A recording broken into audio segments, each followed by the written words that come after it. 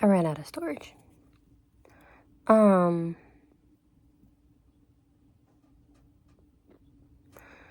Render. The point of why he's coming. If he's giving the anger, because that's the topic, in return, it means the action. Something was done. There was an action that caused him to give anger in return. With fury. So he's mad. And his rebuke with flames of fire. So coming to render his anger and his rebuke. So his anger and rebuke. His anger, his rebuke. Rebuke obviously means to not come into agreement with something. If you look up the definition in the dictionary, rebuke means strong reprimand. A reprimand is a disapproval.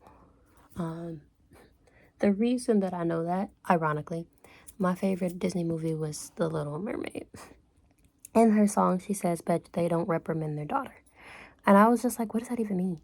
And one day I just decided to look that up. And it basically means disapprove.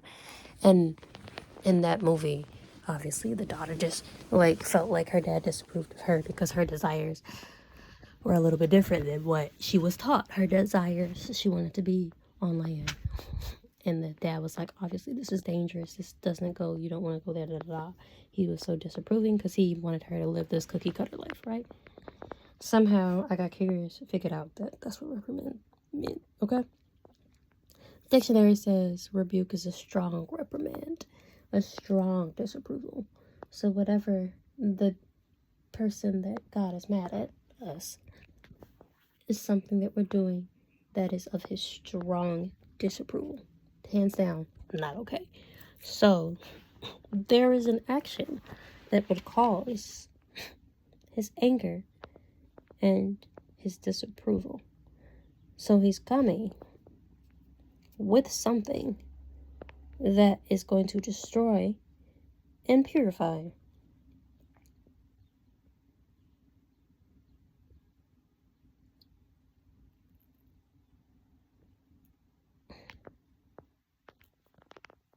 He's coming with something that's strong and that will destroy anything, impurities, right?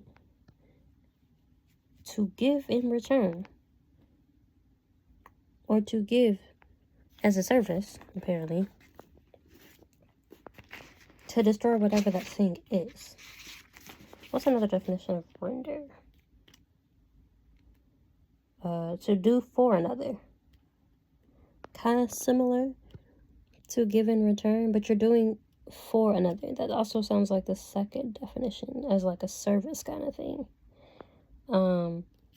To cause to be or become, or to make something. Coming to make his anger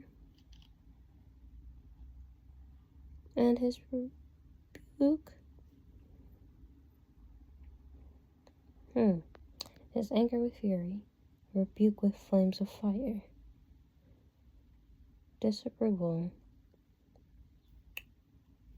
with fire or flames. It makes sense, but then trying to say this, it gets tongue twisted in my brain.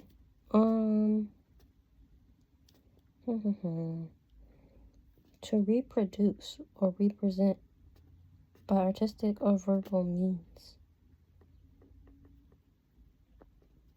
Reproduce. So if you're coming to reproduce something, you're coming to make something. I don't think of reproducing, I think of children, but or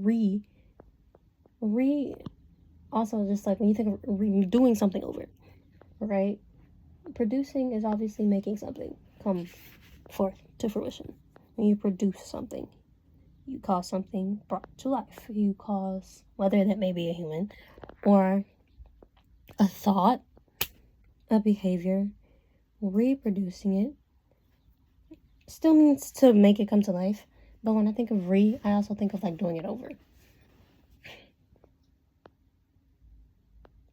For some reason, my brain is going towards making it new.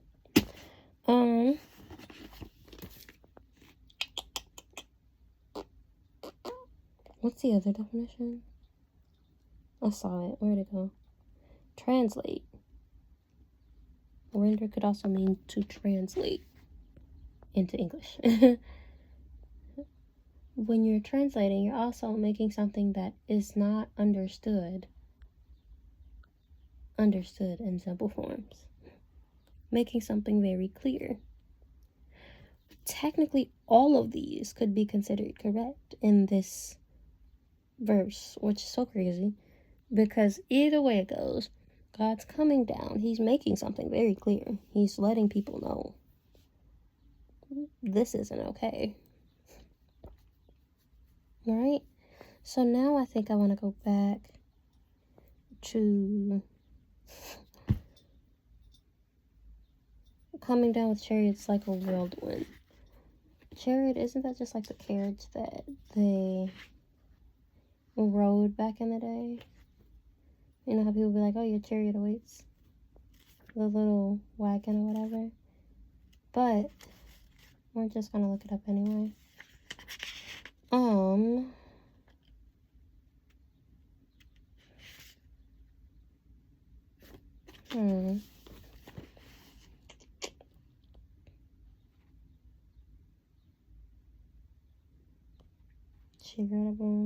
Chariot. Weird horse-drawn vehicle of ancient times, used in, especially in war and in races. There is no other definition. So basically, yes, it is just, there's nothing else about that. Okay. So maybe the word to be looking at is not chariot. Maybe it's a whirlwind. Because chariots, what were they used for? The significance of a chariot. Well, of course, they used in races and war. It was their travel. It's their transportation. So maybe that's the thing that we want to be looking at, right? The use of travel. This is what they moved on. And back in the day, if I'm not mistaken, if you rode in chariots, you probably had a higher status than the next person, right? Didn't that represent that you had a little bit more money? If you could just be dragged around in a chariot? Because a chariot is the car. You're not riding the horse itself. A lot of people travel by just horse. In a carriage, you get to sit back and do nothing and be taken where you need to go for you. 9 times out of 10, only people that did that were people of high status back in the day, right?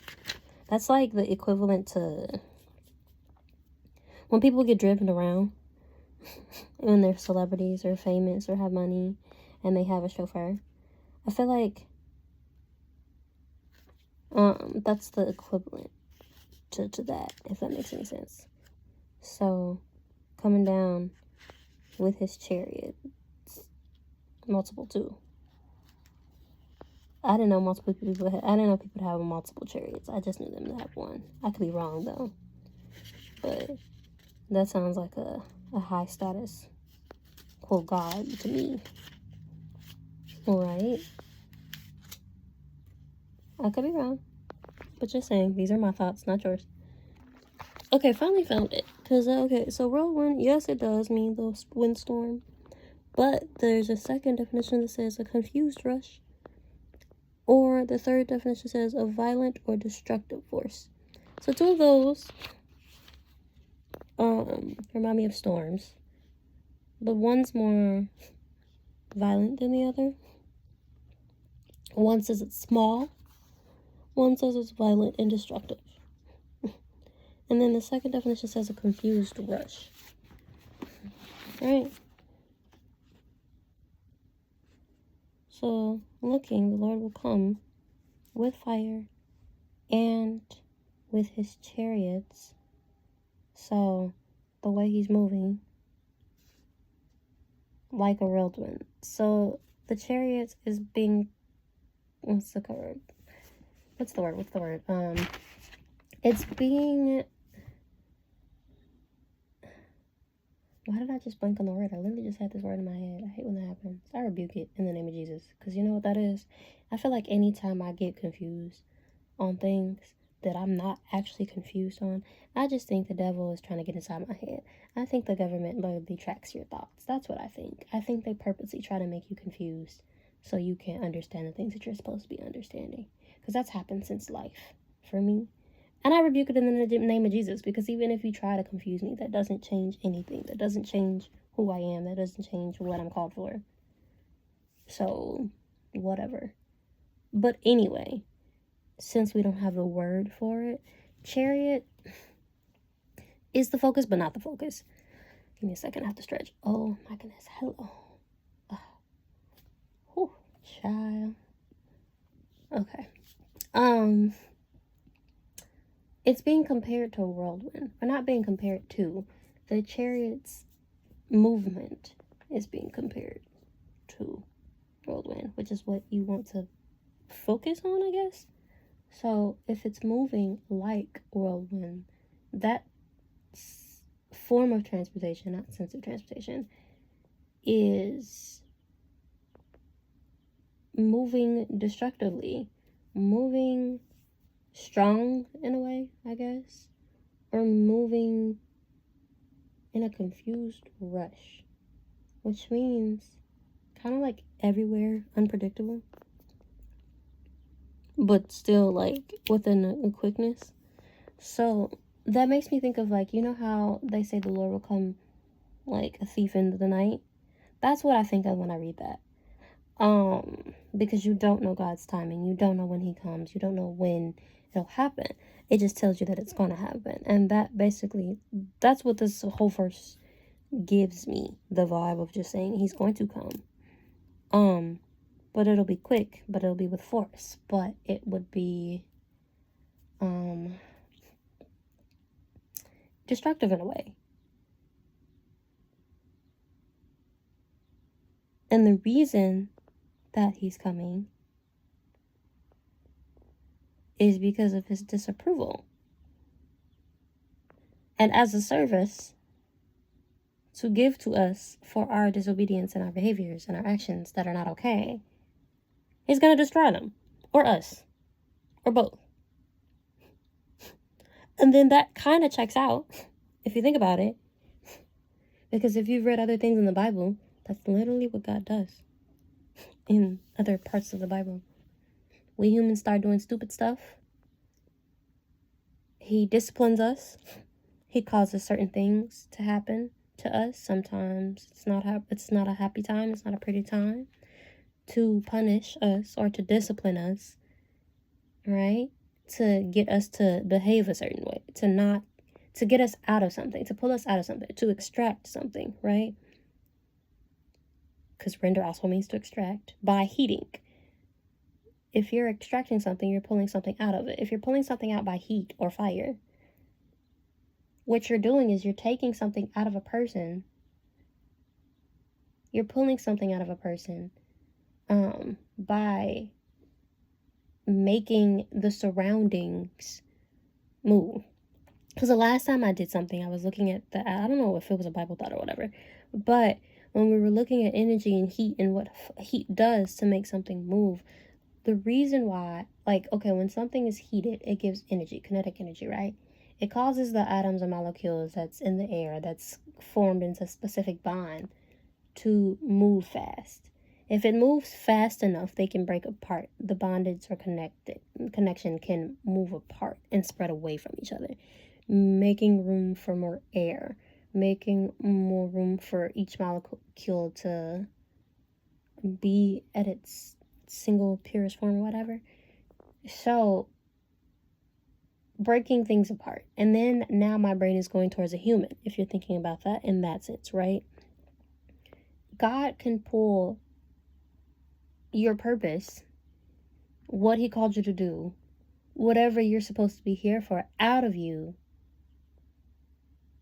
by heating up the things around you, by burning the things around you, by destroying these things around you. Because I'm thinking of fire. He's using fire. The word says coming with fire. with flames. Something that is used to destroy something. Something that is used to purify something. If the point is to purify you, because clearly your actions is something that is not pure. Clearly your actions and impurities is what causes God to have fury. And it's not in the sense of God is mad at you. God hates you. It's not that. It's more of your behavior is something that is not okay with me. I can't be around sin. That is not my thing, right? Something that I won't allow, something that I don't do. Me and sin, we ops, okay? We cannot come apart. We are like the polar opposites of the magnet. You push us together and we go farther apart, right? It's not in the sense of anger in that kind of way, in fury. Because if you look at all the other definitions of render, when you're doing it, it says of service. So even if it's not the kindest thing, it's still of service. He's doing you a favor because you can't pull sin and yourself out of the situations. You cannot pull yourself out of sin. You can't pull yourself out of situations. You can't pull yourself out of troubles. You can't pull yourself out of fucking anything. You're quite literally incapable of nothing. Sorry to say. Hold your hand when I say it. You can't do shit, right? You can't do it alone. God can. So knowing this, when you're doing things that you're not supposed to be doing that causes God to be upset or causes God to be like, obviously this is something I can't be around, in order to pull you out or to get you out of that situation, I have to destroy everything that's around you that's causing you to do that to begin with. And then the subtitle in this specific section says the new creation. What if the new creation is you?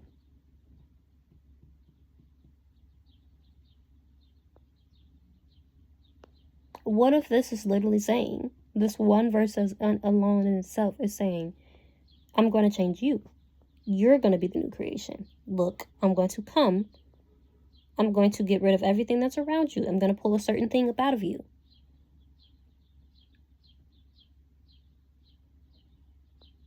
And the way that I'm going to do it is by destroying every impurity that's around you. I'm going to move quickly in your life, and it's going to be so strong. It'll be so unrecognizable in a way. When I think of Confused Rush, it'll be unrecognizable. It'll happen so quick. And with his chariots like a whirlwind is where I'm getting that thought from.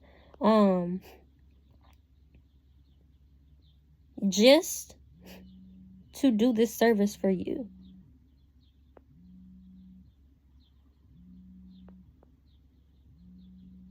So I can get rid of anything that is not of me. My phone is always buzzing.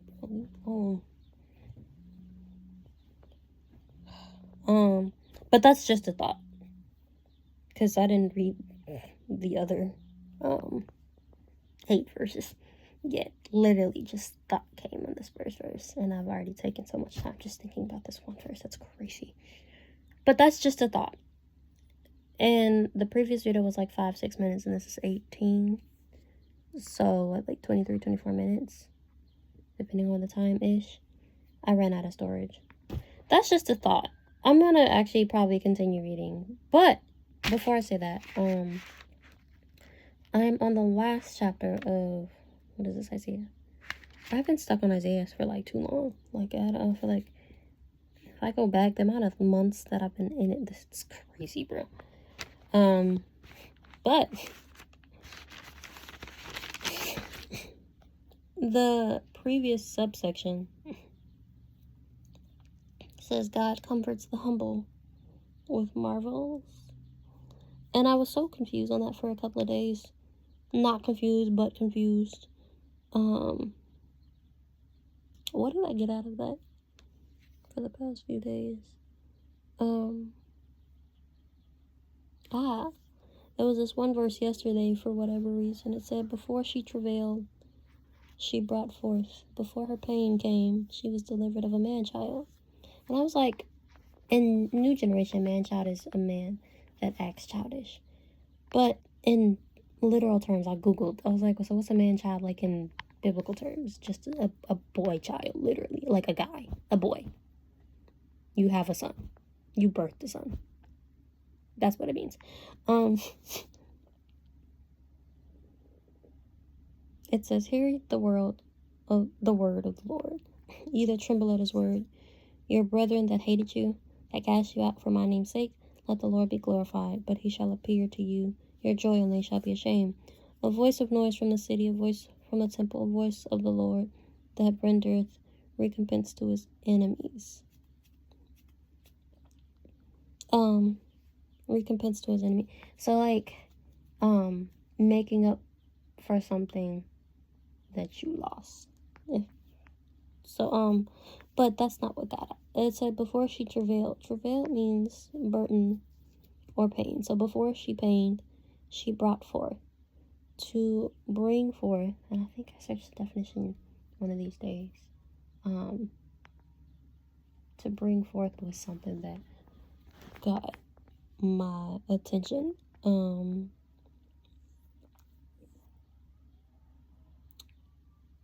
Why? Why did that matter so much? Because I think the thought of my thoughts yesterday that I did not record, because I don't always record my thoughts. I just sometimes get the idea to pull out my phone, but other times I don't because I was so stuck on this. What was my thought for this? I had a reason for even bringing this up. It had to be. But before, oh, thank goodness I wrote something down on the next page. For some reason it says, God would never give you something without providing you with tools needed to grow it.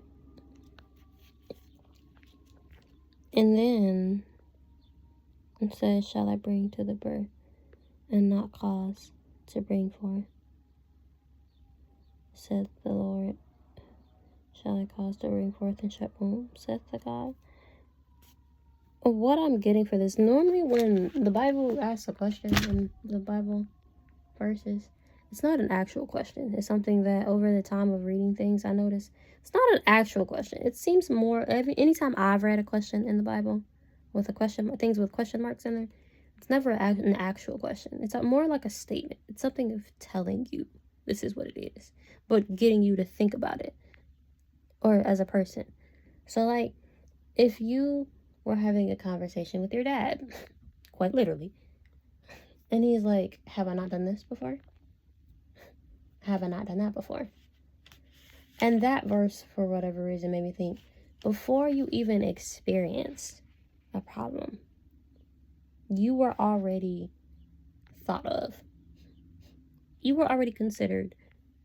You were already known. Before any of the things happened in your life, God already knew everything that was going to play out, basically. Right? And for some reason, the word delivered of a son caught my attention. Not delivered from, delivered of. When you're delivered from something, you were taken from the situation. When you're delivered of something, you come from that situation, but you're not leaving it. So in that case, delivered of a man child, a son. What son were we delivered of? Probably Jesus. This is probably talking about Jesus, right? So that, I think, made me think of like before she travailed. So before any problems came, you were already noticed. Because when you bring forth something, you put it in display. When you bring forth, you, what's it called? Present it. You were already in invisible forefront, or whatever you want to call it. She was delivered of a man child. You're already God's child, right? Before anything, you were already recognized as Jesus' child, God's child. You're already recognized as God's daughter, son, whatever the case may be. Before anything else occurred in your life, it was already worked out. So, asking, who hath heard such a thing? Who hath seen such things? Shall the earth be made to bring forth in one day, or shall nation be born at once? For as soon as I am travailed, she brought forth her children. Shall I bring the birth, and not cause to bring forth? Shall I not that whole, like, for some reason, that whole section yesterday just gave me the idea and confirmation of God just reminding someone that he will provide. He's already thought out everything.